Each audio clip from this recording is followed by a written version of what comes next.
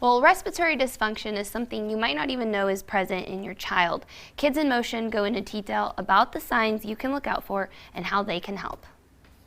Here we are with Kim at Kids in Motion in Mandan. Thank you so much for having us here, Kim. Thanks for being here again. I love being in this room. This room is so fun. Tell us about this room real quick. So this is kind of our sensory crushing gym.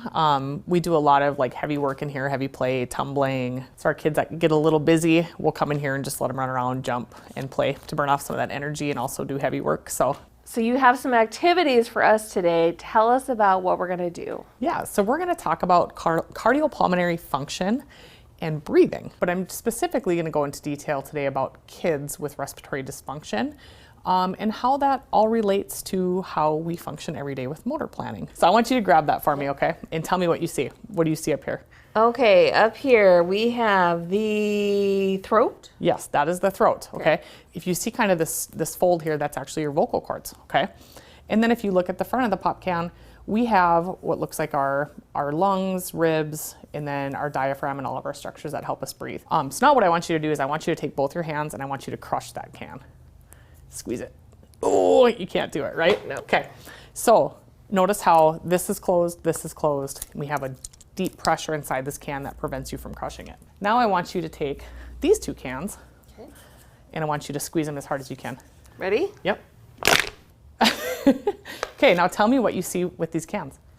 This one is open on the top, and this one is open on the bottom. So if you imagine that this aluminum can is your skeletal system, and if you take the pressure out from inside of it, it becomes very fragile. So if you imagine like gravitational forces on your body, if you're a child with like cerebral palsy, or you get frequent respiratory infections, and just that crushing force that can actually happen onto your skeletal system. How does this all tie together with our breathing and how that can impact us further? We see a lot of little kids that come in here and parents will say that they've had tons of respiratory infections. We'll be doing a multi-system analysis looking at the skeletal structure, and I'll pick up on things like a child that has a deep kind of funneling in their chest, which is called a pectus excavatum, or I'll get these kids that have rib flaring. So we're looking and their ribs are popped out and all you see is this huge distended belly. And when you start to assess breathing, what usually happens is you notice that these kids aren't able to take large breaths. I want you to try to take a deep breath. What did you feel move? My shoulders. Okay, and your upper chest, and right? my upper chest, yeah. So if I take that away from you and you have to use your diaphragm, or if you're overusing your diaphragm, and you don't have the ability to take a deep breath in, it's actually going to impact you more when you get sick. Amber and I are going to demonstrate what loss of your vocal cord control can do to your balance, okay? So we're going to start. I'm going to have you pair up your hands with me, keep your feet together. Okay, and the first time I want you to just give me a nice long ah. Ah. Good. So what happened as I demanded more? I got louder. Okay, you got louder, Pushing so you more, used more of your breath control for stability. Okay, this time I want you to do ah for 2 seconds, and then I want you to give me a big and let all your air out. Okay? Ready? Ah.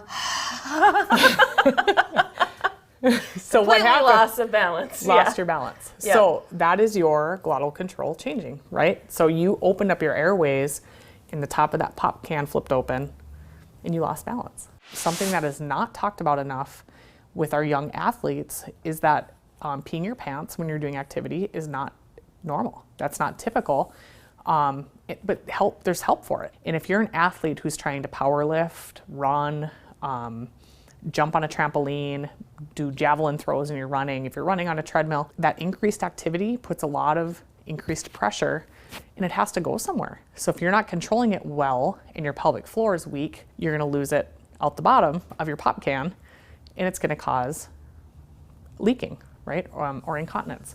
So you work on the breathing mechanics, you work on strengthening the pelvic floor, and you can essentially eliminate some of those problems that are often embarrassing for kids and they shouldn't be, right? We should be talking about it more often. Right, something that maybe they keep to themselves because you're embarrassed to talk about it, but this is something everyone should be aware of because, as you mentioned, there are therapies you can do to improve that.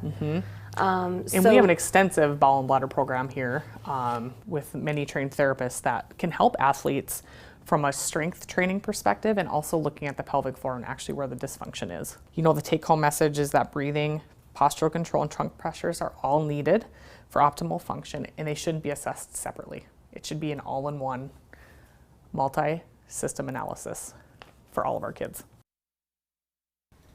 All right, and to learn more about Kids in Motion, you can visit them at mandankids.com. You can also set up an appointment to visit with one of their therapists by calling 701-415-0000.